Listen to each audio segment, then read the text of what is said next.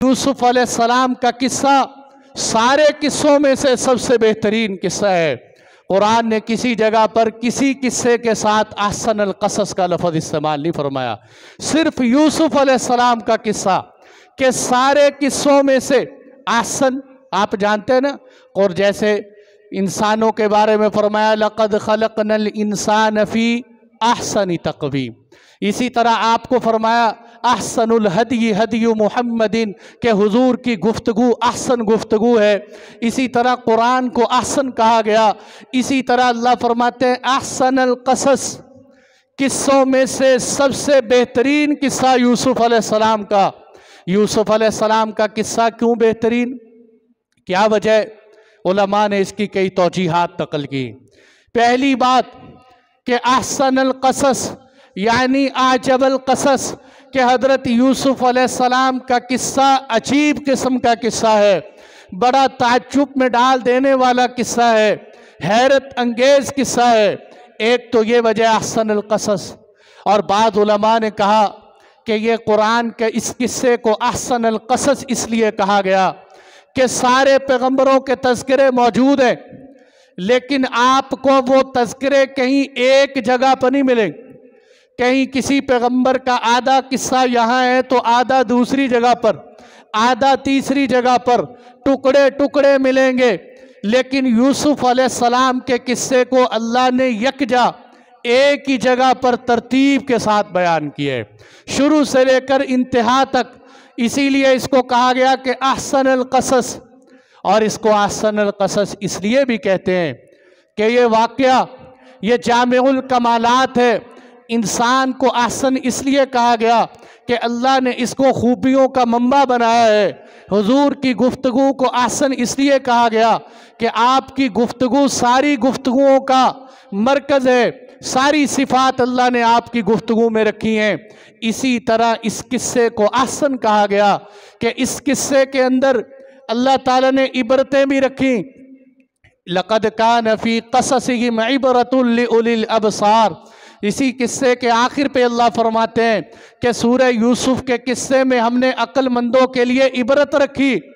اس میں عبرتیں موجود ہیں، اس میں عفت پاک دامنی کے تذکرے موجود ہیں، اس قصے کے اندر عورتوں کے تذکرے موجود ہیں، اس قصے کے اندر عورتوں کا مکر بیان کیا گیا ہے، اس قصے کے اندر جیل کی سلاخوں کی زندگی بیان کی گئی ہے، اس قصے کے اندر غربت کی زندگی بیان کی گئی، اس قصے کے اندر مالداری کی زندگی بھی بیان کی گئی ہے، اور اس قصے کے اندر سب سے بڑی بات کہ صبر بیان کیا گیا ہے، کیونکہ اس سے پچھلی سورت کے اندر سورہ ہود کے اندر اللہ تعالیٰ اپنے محبوب کو تسلیاں دے رہے ہیں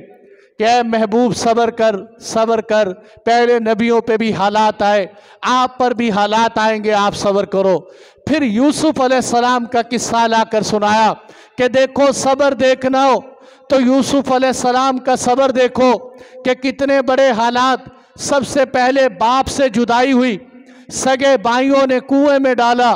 کنویں کا صبر، وہاں تکلیفوں کا سامنا، کنویں سے نکل کر مصر کے بازاروں میں بکے،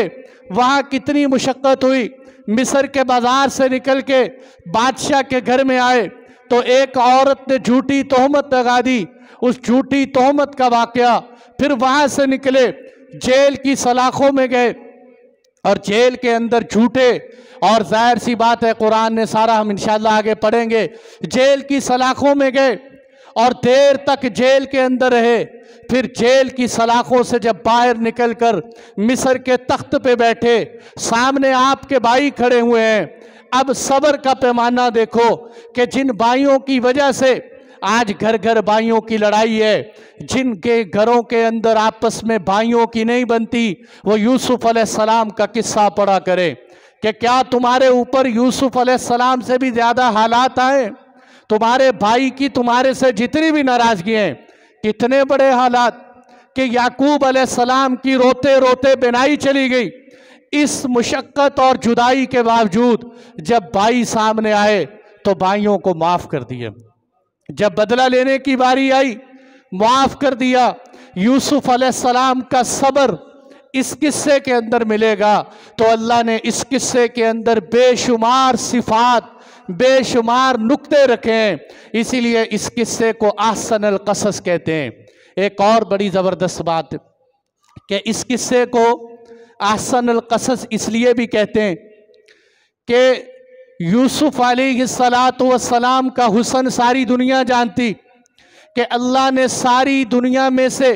सारी दुनिया को जितना हुस्न बांटा,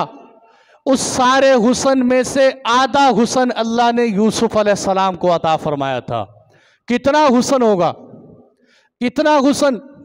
कि हम सुनते हैं, आगे सुनेंगे कि जिनको देखकर औरतें छुरी फल पे चलाने की बजाय हाथ काट लें और पता तक न चले, इतना हुस्न। देखो ना दुनिया में कितने हसीन लोग मौजूद हैं, सारी दुनिया का हुस्न इकट्ठा करके आधा हुस्न यूसुफ अलैहिस्सलाम का। तो कुरान के अंदर गोया कि क्या कि अगर यूसुफ हसीन है तो जिस किस्से की निस्बत यूसुफ की तरफ होगी वो भी तो हसीन होगा। यूसुफ अलैहिस्सलाम हसीन है तो जो किस्सा यूसुफ अलैहिस्सलाम की तरफ हो वो भी हसीन होगा।